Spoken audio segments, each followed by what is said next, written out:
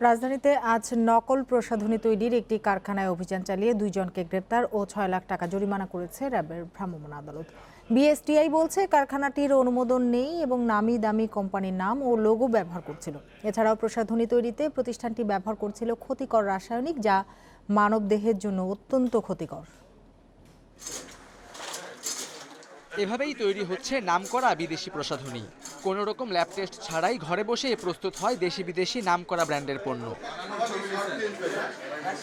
চকবাজারের রহমতগঞ্জে নিধি cosmetics নামের প্রতিষ্ঠানটিতে অভিযান চালায় র্যাব ও বিএসটিআই।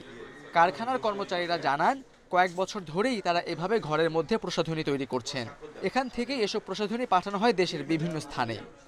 উনি বড়ার পরে একজন ক্যাপ লাগায় মুখটায়, তারপর হলো আরেকজন দেয়, ওটা হলো আমি মালদার কে যে কার্টুনটা আছে না, কার্টুনটাই যেভাবে আর কি, এই যেভাবে কার্টুনটা বাইঙ্গা এখানে মালটা নিয়ে আমি আবার এই যে লাগে আরেকজন দিতাম।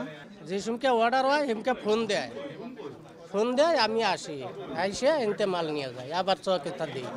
টিউব আসে, এই নদী টিউবের ভিতরে আমরা ভরে মার্কেটে সেল দেওয়া হয়। বিএসটিআই বলছে প্রতিষ্ঠানটি অনুমোদন না নিয়েই বিএসটিআই লোগো ব্যবহার করছে। এছাড়াও দেশি বিদেশি নামকরা ব্র্যান্ডের ত্বক ফর্সাকারী ক্রিমও অবৈধভাবে তৈরি হয় কারখানাটিতে।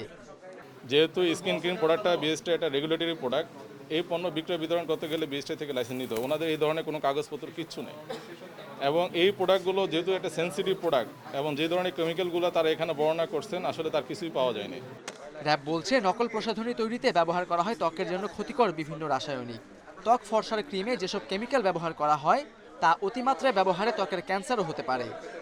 তাদের কোনো প্রশিক্ষিত কারিগর নাই, এবং আপনি এখানে দেখেছেন বিভিন্ন প্রকার কেমিক্যালস ইউজ করা হচ্ছে, ঠিক আছে, যে কেমিক্যালসগুলো কিন্তু কোনো লেবেলিং নাই, অর্থাৎ এই কেমিক্যালগুলো কবে উৎপাদন বা মেয়াদ উত্তীর্ণের তারিখ কবে বা কোন কোম্পানির তৈরি, এই সম্পর্কে কিন্তু কোনো প্রকার ইন্ডিকেশন নাই।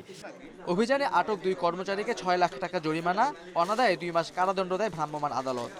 আর মালিক পলাতক থাকায় কারখানাটি সিলগালা করা হয়।